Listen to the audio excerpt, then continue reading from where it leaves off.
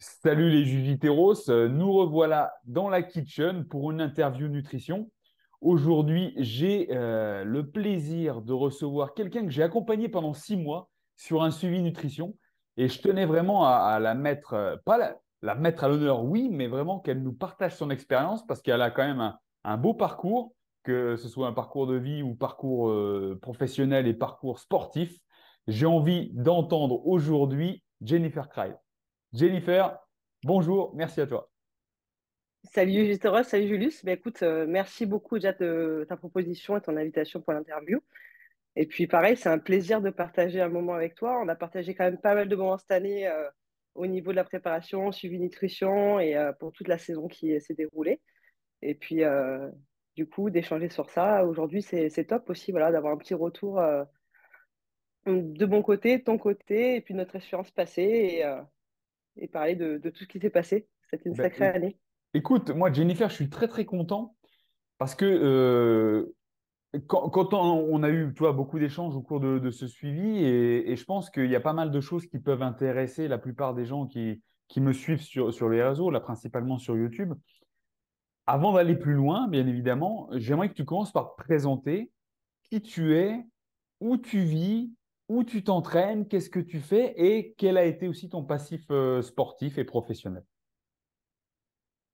Ça marche. Bon, bah, du coup, je suis Jennifer Craille. Je suis ceinture violette de jiu-jitsu brésilien. Je m'entraîne à la Brazilian Power Team de Marseille, donc sous la direction de William Vanny. Donc, j'habite pas très loin de Marseille, j'habite à La Plaine-sur-Yvonne. Au niveau professionnel, je suis masseur kinésithérapeute. Donc, pareil, j'ai mon cabinet à La Plaine, donc que j'ai développé pendant la saison dernière. En dehors de ça, bon, j'ai toujours fait du sport. J'ai fait de l'équitation pendant des années à haut niveau. Derrière, j'ai quitté l'équitation, j'ai joué 15 ans au rugby, notamment en Espagne où j'ai eu la chance de partager ben, le terrain avec la sélection espagnole. Et rentrant de ces études, ben, je me suis mis au JJB, quoi. Voilà, ça faisait un petit moment que ça me travaillait. Le premier club en Espagne où je vivais à Valencia était à plus d'une heure de route, 1 heure et demie même. Donc avec les études et tout ce qui se mettait en place, c'était un petit peu compliqué. Et du coup, ben, en retournant sur Marseille, ben, je suis allée taper à la porte de Willem et je lui ai dit, ben voilà, je veux faire du jiu-jitsu et je compte bien faire de la compétition. Donc, ils vont tous regarder avec des bulles. Et puis, ça a été le début de l'aventure. Voilà. Excellent, excellent. Et alors, moi, la question tout de suite, c'est qu'est-ce qui a fait que tu es passé de l'équitation au rugby? Parce que c'est pas commun, quoi. Non, complètement. Ben, pourquoi? Je me suis retrouvée dans l'équitation un peu passion, je pense, maternelle. Ma mère aimait adorer les chevaux. Elle m'a emmenée dans un club hippique quand j'avais 3 ans. J'ai accroché. En fait, ce que j'ai accroché, c'est la compétition. Moi, ça a toujours été un petit peu me dépasser dans le sport. Et en fait, l'équitation, je suis arrivée à un moment où je pense que je suis arrivée au bout de mes capacités. Et je voulais voir autre chose. Voilà, c'était, on va parler de nutrition derrière, mais dès l'âge d'11 ans, quand je devais faire mes championnats de France, il y avait une question de poids parce que je gênais mon cheval. J'avais grandi très vite. Je suis passée très vite à cheval derrière. Donc après, c'est un milieu qui est particulier aussi, hein, une mentalité particulière. Et du coup, ben, changer de cap complètement. Je voulais voir du sport co, je voulais avoir du contact, je voulais complètement changer ben, de sport en fait et d'état d'esprit et de voilà. Donc Excellent. 180, mais c'est un peu Ouais. l'histoire de ma vie quand même. Ah non, c'est vraiment inspirant. Je note déjà, tu vois, cette notion d'être au poids, tu vois, même pour les sports hippiques, hein. D'ailleurs, j'ai accompagné une fois quelqu'un qui était dans les sports hippiques, et oui, c'est vrai qu'il y a la notion de catégorie de poids, enfin, de poids le plus bas est aussi important pour la performance. C'est ça. Euh, tu as fait du rugby, et entre le moment où tu es allé au rugby et le jiu-jitsu brésilien, qu'est-ce qui a été à la fois le déclic ou comment tu as découvert le jiu-jitsu brésilien et en quelle année? Et du coup, la transition rugby, jiu-jitsu. Alors, le jiu-jitsu, je l'ai découvert quand j'étais en Espagne. Donc, j'ai commencé mes études en 2012. C'est la période où j'ai commencé à vraiment m'intéresser à l'UFC, à regarder un petit peu voilà, la ferveur UFC. J'ai un frère qui est fan, donc ça a été échange de vidéos. Et en fait, c'est vraiment la partie au sol. Autant Partie boxe, ça m'a pas forcément impressionné, mais voilà, la partie au sol, je trouvais ça assez passionnant. Et dans le rugby, comme dans le jiu-jitsu, en fait, je suis quelqu'un qui aime bien aller, on parlera de la loi d'Hormèse ensemble, mais j'aime bien voilà, aller me dépasser dans des choses qui me font peur et savoir, voilà, tout ce qui ne me tue pas nous rend plus fort. Donc, automatiquement, et j'ai un peu une peur de l'oppression. Alors, je ne suis pas claustrophobe. Me retrouver à un endroit enfermé, il n'y a pas de souci. Par contre, tu me mettais à un endroit où tu me bloquais, où tu me passais sous une chaise, faisais un parcours, je restais bloquée petite, tu vois. C'était quelque chose qui m'angoissait. Donc, je me suis toujours la mêlée au rugby, c'est quelque chose qui pouvait m'angoisser. Et j'y vais, je me suis dit, peut-être un sport où bah, je vais pouvoir travailler ça, quoi. Et c'est parti de là, et hop, switch du rugby au JJB. Ah bien. Et JJB, tu as commencé 2012 aussi, c'est ça? Non, JJB, j'ai commencé quand je suis rentrée en France, donc c'était, je vais pas te dire de bêtises, 2017-2018. 2017-2018. Bien, super. Et moi, j'aimerais qu'on parle maintenant plus spécifiquement. Donc là, on a vu ton évolution au niveau sportif. Moi, j'aimerais voir Mhm. ton évolution au niveau alimentation, nutrition. Depuis que tu es enfant, sur quel modèle alimentaire tu as construit ta vie? C'est-à-dire sur quelle base tu as été éduqué, élevé, et comment, et si oui, tu l'as fait évoluer au fil des années en fonction des sports que tu faisais. Alors, au niveau alimentaire, j'ai eu la chance quand même d'avoir eu une éducation alimentaire correcte avec voilà, les protéines, les fruits, les légumes.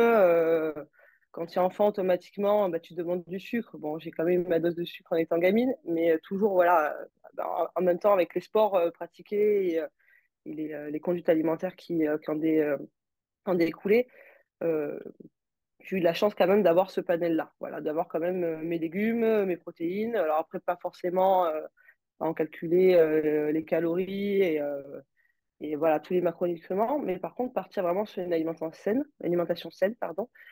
Bah, après, il y a eu le rugby quand je suis partie et la vie étudiante. Alors là, pareil, bon, on fait ses courses, donc j'ai essayé de tenir une alimentation la plus saine possible.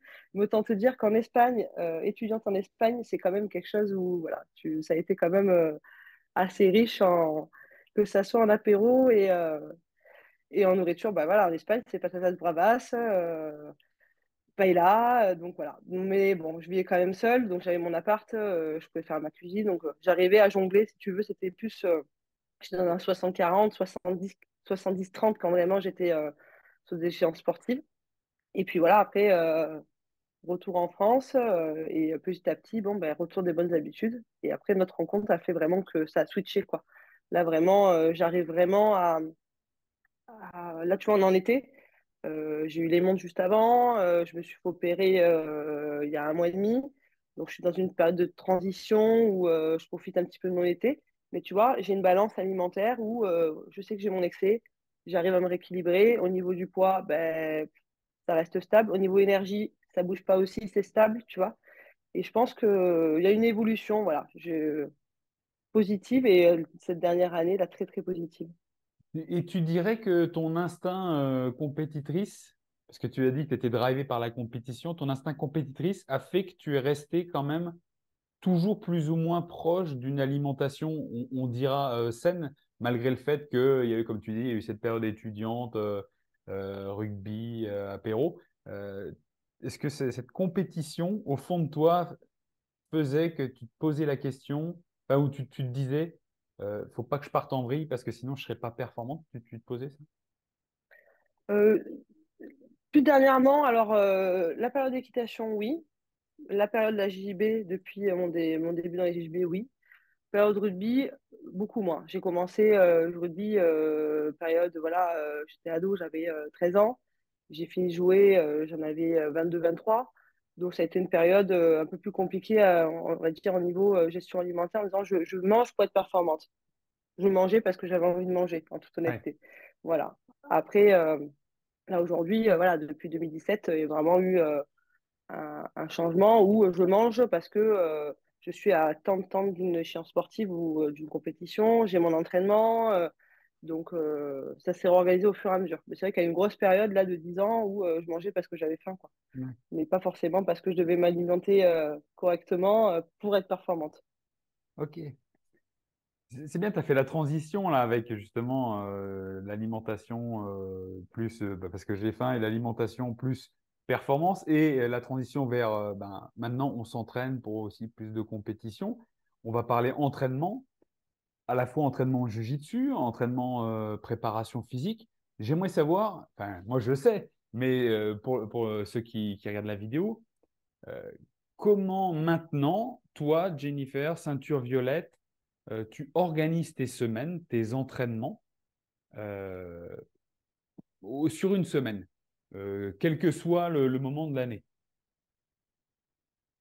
Alors, j'ai la chance d'être auto-entrepreneuse, d'être à mon compte, donc de pouvoir moduler mon emploi du temps. Donc, j'ai 2 entraînements de JJB à Cassis, donc avec William le lundi, jeudi. Généralement, le mardi après-midi ou le mardi midi, selon mes disponibilités, je suis en prépa physique, donc en autonomie seule. Je suis également en prépa physique le vendredi matin. Et généralement, le samedi, je fais soit JJB en open mat. Si c'est pas JJB, je refais une prépa physique. Et le dimanche, c'est un jour off. Donc, généralement, j'ai le mercredi en off, le dimanche. Et de temps en temps, ben, quand je suis invitée dans un club ou j'ai l'opportunité d'aller tourner avec d'autres personnes, ben, je rajoute le mercredi en général en JJB en spécifique. Tu dirais qu'au total, sur une semaine, tu t'entraînes sur une dizaine d'heures? Plus ou moins, c'est ça. Parce que je fais 5 jours, 2 heures, un étalé, 1 heure et demie, ça fait à peu près 10 heures, c'est ça. Tu vois, il y a quelque chose tu vois, on parle de ça, on parle de ton évolution, de comment tu t'entraînes, mais il y a une chose qu'on n'a pas dit, et c'est certainement de ma faute depuis le début de l'entretien, c'est,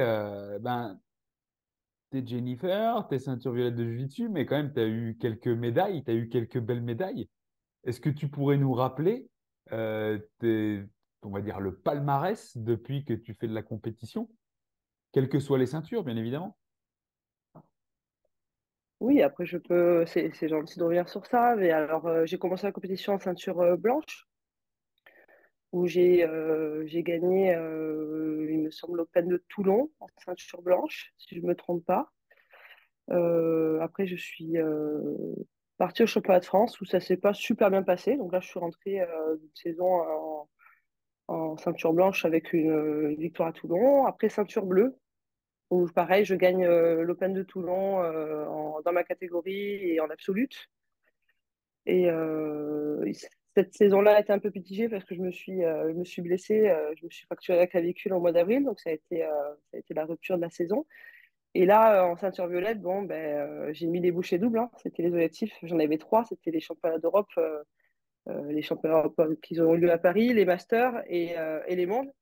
Et du coup, ben, j'arrive à obtenir une médaille de bronze à Paris et une bronze, bon, parce qu'au tirage, j'ai été sur le podium à Barcelone. Donc voilà, nouveau parcours. Et Et puis les mondes, quoi. Mais bon, ça a été une expérience de ouf. Mais c'est ça. Mais tu sais, tu es très humble dans ce que dans la façon que tu l'exprimes, tu vois. Mais on voit quand même l'ascension progressive, tu vois. On a tous commencé ceinture blanche avec une première ou quelques compétitions. Ça se passe bien, ça se passe moins bien. Et puis de ceinture en ceinture, tu vois. Hop, au début, on fait sa catégorie. Après, on fait catégorie et absolute où on gagne. Puis après, on passe au niveau complètement. plus international et là, on fait un podium. Je pense qu'il n'y a pas de petit podium hein, à partir du moment où tu tapes à l'international. Surtout maintenant, tu vois, tu as fait les Euros 2023. On sait très bien que à partir de la ceinture bleue maintenant, que tu sois en catégorie adulte ou master, donc je rappelle plus de 30 ans hein, pour ceux qui ne savent pas, euh, il y a beaucoup d'investissements pour tous les pratiquantes et pratiquants. Hein. Donc c'est Complètement. limite du semi-pro, quoi. Je veux dire, même si les gens ne sont pas rémunérés, ils s'entraînent vraiment à fond. Donc il y a du niveau. Et je rebondis justement sur ta façon de décrire ta semaine d'entraînement avec plus ou moins 10 heures d'entraînement, avec à la fois du jiu-jitsu, de la prépa physique, pour arriver dans les meilleures conditions lors des compétitions. Donc voilà, je rappelle pour synthétiser, hein, dernièrement en janvier, Jennifer a fait médaille de bronze à Paris, aux Europe Masters, médaille de bronze également. Et donc, tu as participé au mois de juin au championnat du monde. Est-ce que tu pourrais nous partager un petit peu ton expérience? Comment tu as vécu tout ça?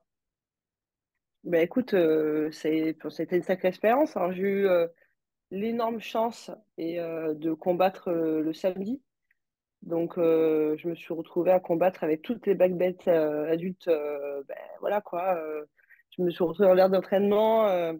J'avais j'avais Jessica Kane juste à côté qui était en train d'attendre son combat, qui fait quand même championne du monde. J'avais Guy Mendes justement à côté qui l'a coaché. Je me suis retrouvée voilà, vraiment dans l'ambiance Jiu-Jitsu, voilà quoi. Donc à Long Beach, c'était juste exceptionnel. Après le combat en lui-même, tu rentres sur le tatami dans une arène remplie de monde, c'était juste génial. Et puis tout simplement mettre le pied sur le tatami dans la Walter Pyramid, qui est quand même un lieu emblématique pour tous les Juiciteros, c'était juste génial, quoi. C'est une expérience, ça fait un déclic si tu veux. Or, tu rentres, puis tu as la préparation derrière de toute ton année, puis c'était un gros défi personnel. Euh, j'y suis allée sans coach, j'y suis allée sans équipe. Bon, j'ai fait les vacances du coup à côté, mais c'était vraiment un défi. Voilà, c'était me dépasser. J'y suis allée toute seule. Et puis, je me suis régalée. C'était une super expérience. Et ça Magnifique. m'ouvre des portes, tu vois, pour l'année prochaine, quoi. Voilà. Et oui, c'est ça, ça donne envie, ça sème des graines, dire, OK, ouais, j'y suis allé, il y a eu ça, ça m'a motivé. Et c'est, comme tu dis, ça ouvre des portes. Et il y a quelques minutes en arrière, tu parlais d'Hormèse et tu aimais bien sortir de ta zone de confort, aller chatouiller un petit peu ces zones d'inconfort, C'est ça. trouver le confort dans l'inconfort. Est-ce que tu dirais que cette expérience au championnat du monde t'a fait sortir de ta zone de confort? Ouais, complètement. Complètement. Enfin, de toute façon, on a discuté déjà tous les deux. J'en ai évoqué tout à l'heure. Voilà, j'ai évoqué la dormez. C'est quelque chose chez moi qui est, on va pas dire que c'est une façon de vivre, mais c'est un petit peu ça. Voilà. Enfin, bain de glace mis en place depuis des années. Pas pour, voilà, il y a de la recherche de performance, mais aussi, voilà, c'est s'observer, m'observer dans ces moments-là. Et les championnats du monde, ça a été pareil. J'étais dans mon combat et après, en même temps, ben, tu passes en observateur, tu vois, en bêta, et tu te dis, OK, j'ai fait ça, je me suis sentie comme ça, et qu'est-ce que ça m'a apporté? Qu'est-ce que j'ai envie de laisser là aussi? Parce que automatiquement, tu es dans ces dans ces deux positions. Et puis, ça t'apporte énormément. Et puis après, c'est le côté dépassement de soi. C'est de découvrir sous d'autres facettes. Et moi, je trouve ça justement génial, quoi. Ouais, c'est ça. Ouais, c'est ça. J'approuve complètement sortir de sa zone de confort pour le dépassement de soi et en même temps, ce que tu évoques, l'observation. Observer soi-même ce qui se passe, nos propres réactions, justement pour en tirer le meilleur parti les prochaines fois et dans d'autres situations, bien évidemment.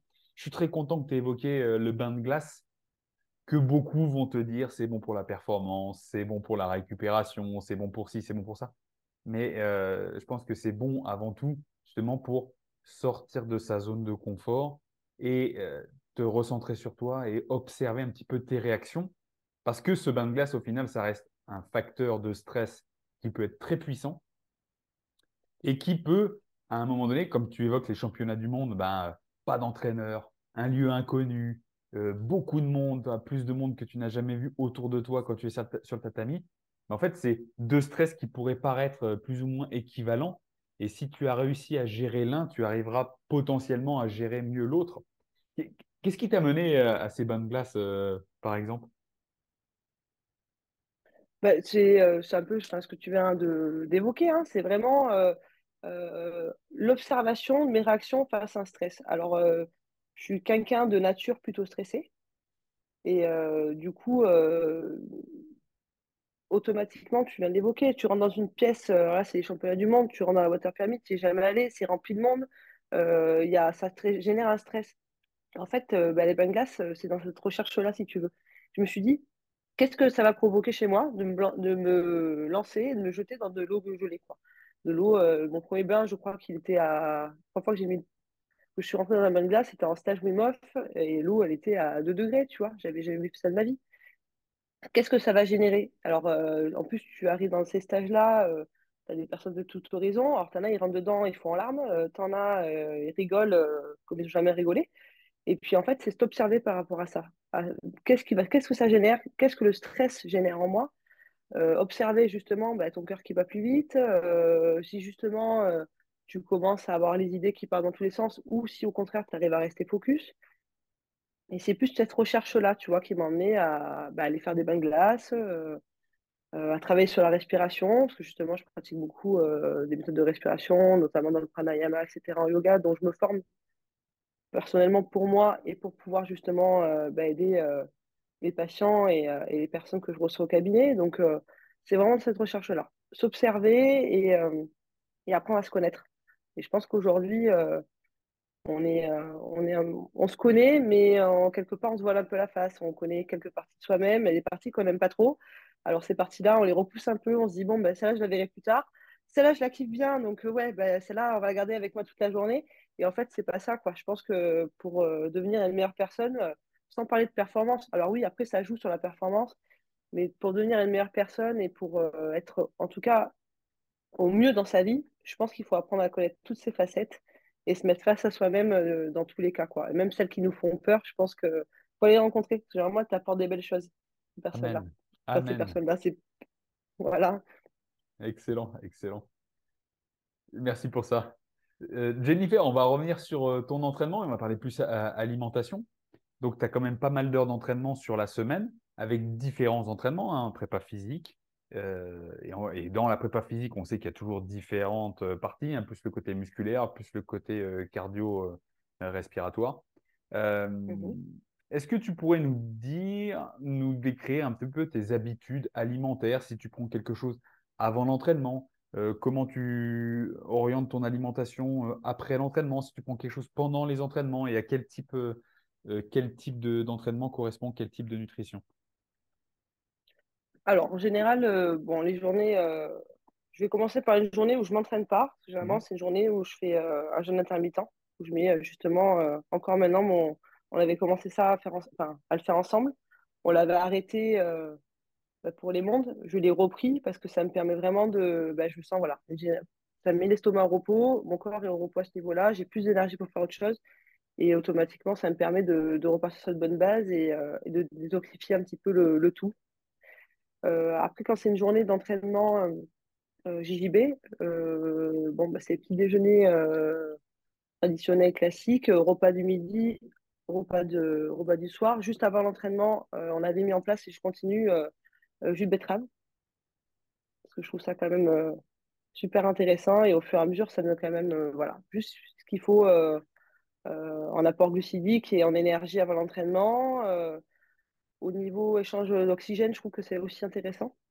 Donc, et après l'entraînement, généralement, c'est soit Vichy Saint-Yor pour récupérer un petit peu en minéraux et pas plus pour manger. Par contre, en prépa physique, ça m'arrive de manger un petit truc avant, donc de faire un encas donc un peu plus glucidique avant la prépa physique parce que ça dépend. Voilà, il y a des moments où je suis vraiment sur des séances longues avec beaucoup de force ou beaucoup de cardio qui va être enchaîné avec de la slow bike, etc. Là, je sais que j'ai besoin d'un petit apport glucidique avant la séance. Bon, toujours voilà, une bonne heure avant de ne pas avoir mal au ventre.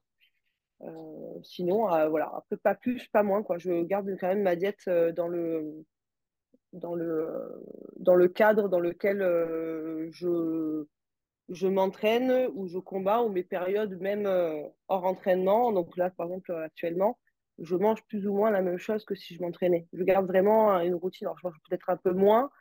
Je suis hors période d'échange sportif, donc je me fais des petits plaisirs aussi. Hein, on est humain, donc là, je suis voilà, dans une diète plutôt à 70-30, comme je disais, ou même 60-40 de temps en temps. Alors que je suis plus à 80-20 ou 90-10 quand je fais de la compète. Mais voilà, peut-être pas vraiment de grosses variations. Je vais me faire, puis c'est tout. Merci pour ça. Je vais rebondir sur deux, trois choses parce qu'il y a des personnes qui écoutent et qui ne sont pas toujours au fait de tout ce qui se fait. Comme tu l'as dit, le jus de betterave avant l'entraînement, bah, pourquoi? Bah, je vous laisserai déjà aussi taper dans Google jus de betterave et performance sportive. Vous tomberez sur plein d'articles, mais il y a des études qui montrent que le jus de betterave peut aider la capacité enfin, à la performance. Si on boit en général 200 millilitres de jus de betterave 1 à 3 heures avant un entraînement ou avant une performance physique, c'est des études qui ont été faites sur des cyclistes et ça fait des années que je conseille ça à pas mal de mes clients et clientes qui recherchent la performance, que ce soit performance physique et performance mentale également, puisque dans la betterave, il y a des précurseurs de monoxyde d'azote qui font qu'il y a une vasodilatation, et donc une vasodilatation donc des vaisseaux, hein, et donc un meilleur transport de sang, et le sang transporte l'oxygène. Et c'est grâce à cet oxygène aussi, donc on améliore l'oxygénation cellulaire et un meilleur transport, une meilleure production d'énergie. Voilà, ça c'est un fait. Ensuite, Jennifer, tu as dit, on a parlé de l'entraînement, et tu as dit, bon, ben, ok, sur la journée, petit-déj traditionnel, le repas et autres. Mm. Est-ce que tu pourrais nous décrire, pour ceux qui nous regardent, moi je sais ce que tu manges, en gros, est-ce que tu pourrais décrire justement ce petit-déj et ces repas, à quoi ça ressemble? Et d'ailleurs, avant d'aller plus loin, celles et ceux qui sont abonnés à ma page Insta, si vous regardez les publications d'il y a 2-3 mois en arrière, donc allez, entre février et avril 2023, il y a beaucoup de photos des assiettes de Jennifer. Jennifer, est-ce que tu pourrais nous décrire ça? Bien sûr. Alors, généralement, au petit déjeuner, je mange 3 œufs au plat ou juste brouillés, mais sans mélanger avec du lait ou autre chose. Je mange 100 grammes de poulet ou de poisson blanc, donc cabillaud. En général, c'est du cabillaud.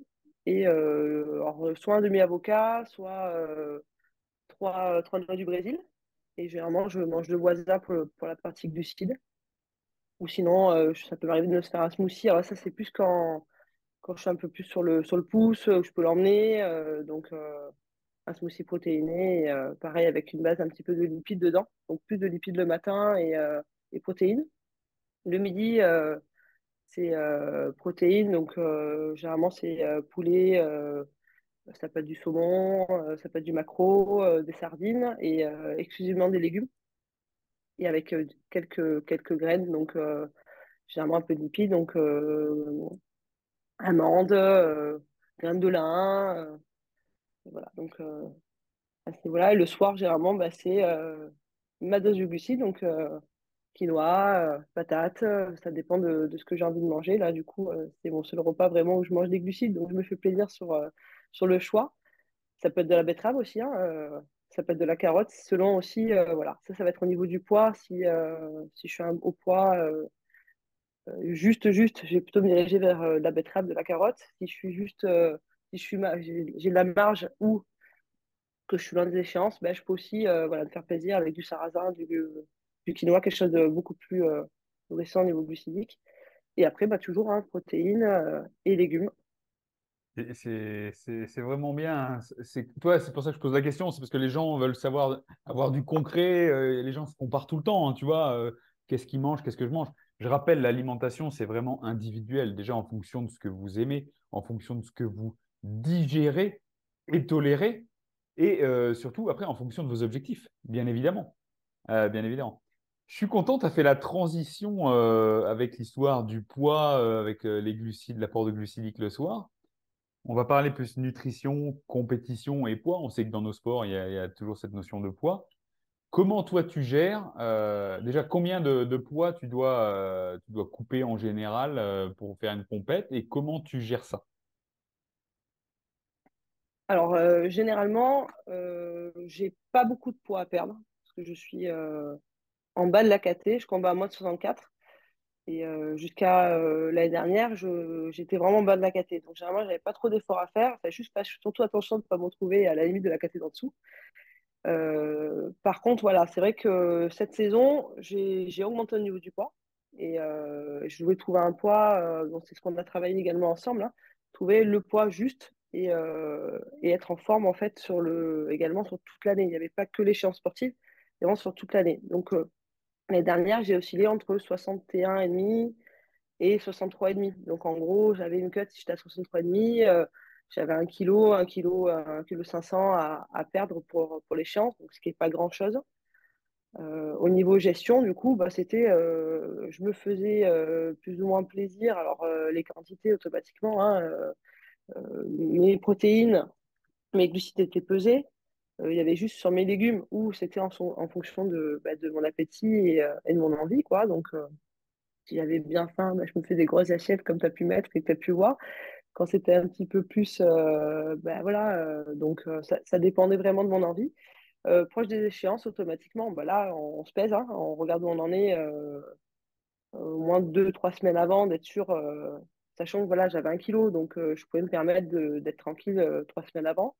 Et là, on ajustait. Donc, soit bah, le poids était bon et je gardais la même alimentation jusqu'à, on va dire, 3 jours avant la compète, soit bah, j'ai ajusté pour être au poids et pouvoir avoir ces 3 jours-là avant la compète où justement je passais sur une alimentation beaucoup plus glucidique, donc pour avoir plus d'énergie, où j'enlevais justement les légumes, donc des légumes complètement, hein, même pendant ces 3 jours-là, et on passait sur quelque chose, voilà, protéines, glucides, et enlever également les lipides, hein, enlever également le gras.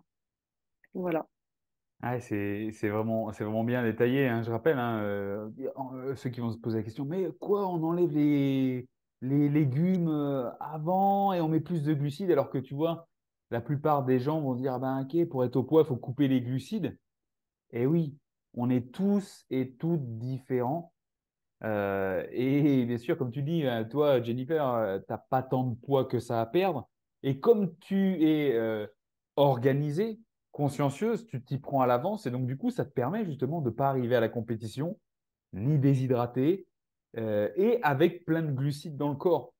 Parce que, qu'on le veuille ou non, hein, les glucides, ça reste quand même le Énergie. macronutriment pour l'énergie, pour l'explosivité, chose dont on a besoin pour un combat, parce qu'on sait que bien qu'on puisse faire plusieurs combats sur une journée lors d'une compétition, ben, tout est déterminé par le premier combat, où en général tout le monde lâche les chiens. Là, on a parlé compétition avant, mais pendant la compétition, entre les combats, si tu fais plusieurs combats, est-ce que tu consommes quelque chose? Et si oui, qu'est-ce que c'est?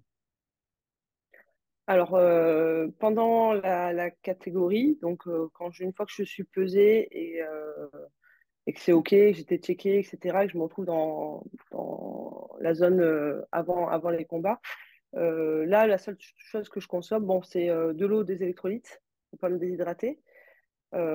Si entre les combats, j'ai un petit coup de fatigue, c'est exclusivement du miel. Généralement, c'est du miel que j'ai dans le sac. Après, ça peut être de la confiture, mais bon, généralement, j'évite de trop changer. Je reste sur des choses que je connais. Une fois que ma catégorie est finie, si je pars sur l'absolute, là, par contre, je me fais bah, le même style de repas que j'aurais mangé le matin. Donc, protéines, glucides. Donc, chose que j'ai mis en place depuis les 48 heures, 72 heures avant le combat, avant les combats. Et généralement, je repars sur l'absolute avec bah, le ventre plein et avec bah, mon eau et mes électrolytes. Voilà, et mon Magnifique. miel au besoin. Excellent, excellent. Et petite question, après la compète, comment ça se passe pour toi? Parce que tu sais, il y a beaucoup de gens qui partent en vrille après les compétitions. Comment toi, tu gères ça? Alors, en général, après la compète, j'essaye de ne pas manger n'importe quoi. Alors après, bon, compète, voilà, tu gagnes, tu gagnes pas. Tu es avec les copains, tu avec l'équipe, ça peut t'arriver d'aller au resto et de manger. Alors, j'essaie de faire attention, sachant que j'ai quand même un instinct qui est un peu fragile et que selon ce que je vais manger, ben, je sais que je vais être malade. Donc, automatiquement, ça, justement, là, tu retiens un peu les chevaux et t'évites de faire n'importe quoi. Parce que c'est bien de faire la compète, c'est bien de bien manger, c'est bien d'avoir toute l'énergie nécessaire pour la compète. Mais si c'est pour finir malade pour un excès, c'est un peu bête. Donc, généralement, j'essaie de reprendre ben, la diète ben, classique, hein. Donc là, j'aurais introduit les légumes et je remange normalement et on repart sur la semaine. Bon, après, je te cache pas, je vous cache pas que ça peut m'arriver bah, de me manger un burger, de me manger une pizza s'il n'y a que ça et que c'est soirée du club. Mais généralement, j'évite. Voilà. Très bien. Merci pour ce partage, Jennifer. Jennifer, on arrive à la fin de cet entretien. Tu nous as dit que tu avais un cabinet de kiné, de masseur kinésithérapeute à la Peine-sur-Yvonne. Est-ce qu'il y a un nom particulier? et comment on peut te trouver? Comme pour me retrouver, pour l'instant, il n'y a pas de nom, c'est un mon nom, quoi. Donc, c'est Jennifer Craig, kiné ou masseur kinésithérapeute sur la peine. Donc, pour la partie kiné. Après, par contre, ça a été une grosse année au niveau pro parce que j'ai racheté un cabinet, du coup, en bas de chez moi, c'était mai 2022, donc officiellement en août, donc juste avant la saison. Par contre, j'ai créé une deuxième boîte donc, qui s'appelle Physium Concept. Donc là, par contre, il y a un site internet, où on peut me retrouver. Où là, par contre, je suis en collaboration avec un ami qui est psychopraticien, qui fait de l'hypnose. Et là, on a un gros projet commun, on travaille sur le stress. Donc là, on va travailler avec une capsule de relaxation, donc avec des programmes justement testés et reconnus par la PHP Paris. Donc vraiment pour travailler sur la préparation mentale, sur la gestion du stress. Alors ça peut être dans le sport, hein, ou comme pour un patron d'entreprise. Donc là, c'est le projet en cours et en cours qui est créé et qui sera vraiment développé à partir de septembre. Voilà. Donc voilà. Excellent ça, excellent. Gestion du stress et préparation mentale, très très intéressant.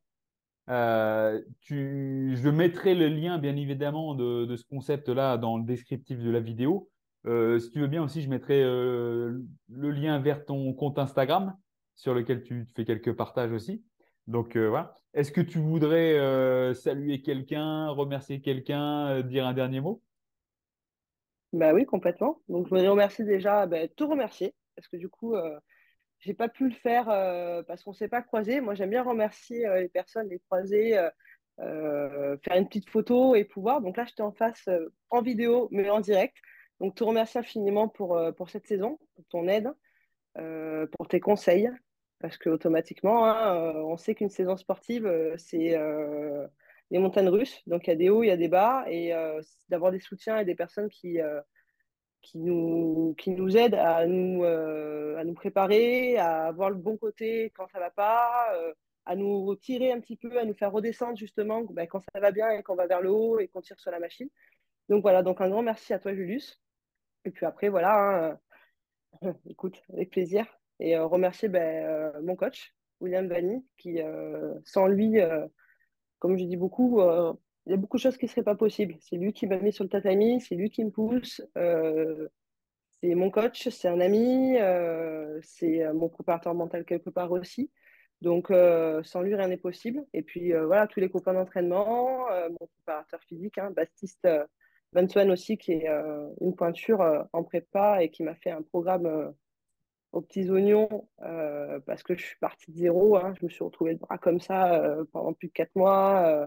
J'étais complètement démusclée. Donc, voilà. Donc, et puis, je pense que j'ai fait le tour.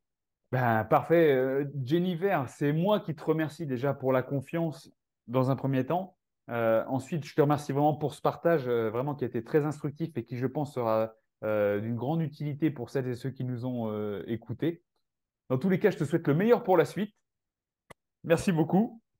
Merci à toi. Ben, merci.